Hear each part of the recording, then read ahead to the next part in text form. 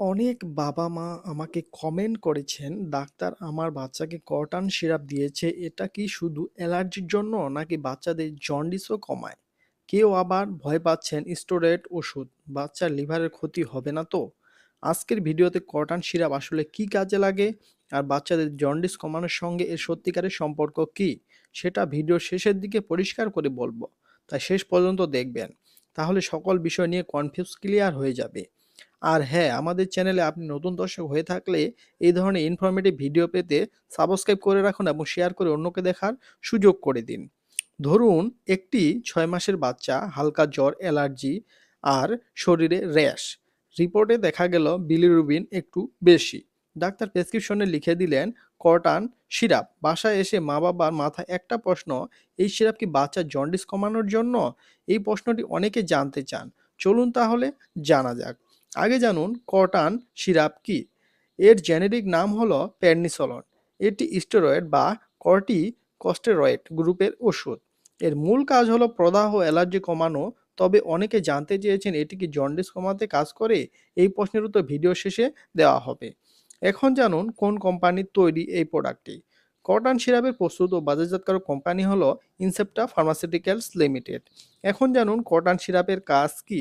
এই সিরাপ কাজ করে শরীরের ইনফ্লামেশন কমাতে, তীব্র অ্যালার্জি নিয়ন্ত্রণ করতে, শ্বাসকষ্ট বা হাঁপানিতে, স্কিন অ্যালার্জি বা র্যাশ, কিছু ইমিউনোসিস্টেম রিলেটেড সমস্যার জন্য এটি দেওয়া হয়।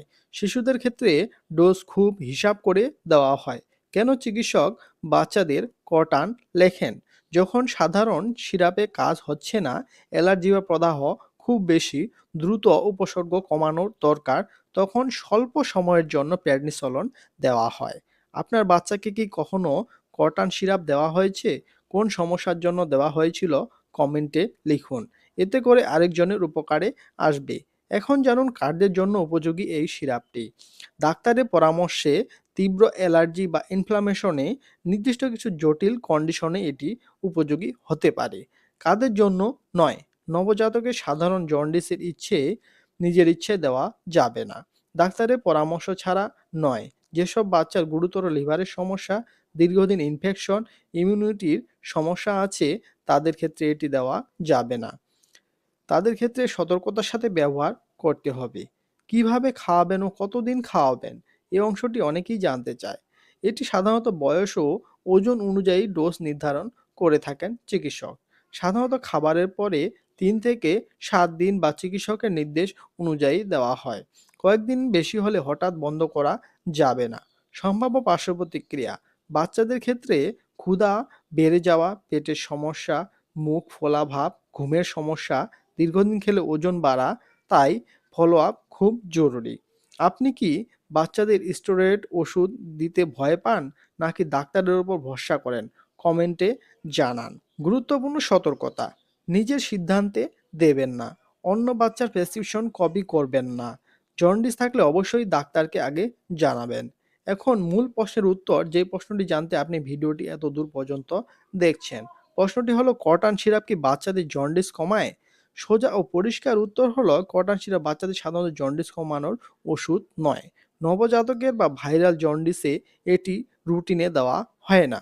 তবে কিছু খুব নির্দিষ্ট রোগে, যেখানে বাচ্চাদের জন্ডিস হচ্ছে ইমিউনিটি সিস্টেম বা ইনফ্লামেশনের কারণে, সেখানে চিকিৎসক প্রেডনিসোলন দেন এবং তখন পরোক্ষভাবে বিলিরুবিন কমতে পারে।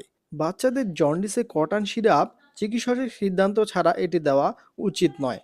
চিকিৎসক এটি বিবেচনা করে দেখবে যে এটি বাচ্চাকে দেওয়া যাবে কিনা।